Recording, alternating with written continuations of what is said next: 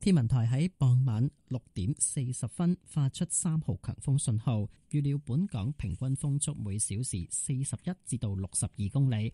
天文台表示，過去幾個鐘頭，強颱風摩羯穩定向偏西方向移動，並且繼續增強。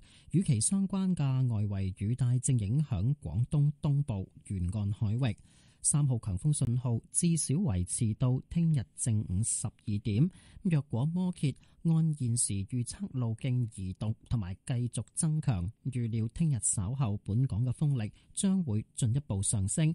天文台有可能需要喺聽日下午至到晚上改發更高熱帶氣旋警告信號。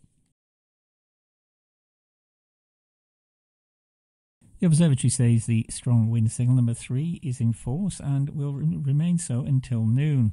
It said if Yagi moves according to the present forecast track and continues to intensify, local winds are expected to further strengthen later tomorrow. The observatory also said it may need to issue high tropical cyclone warning signals between tomorrow afternoon and tomorrow night.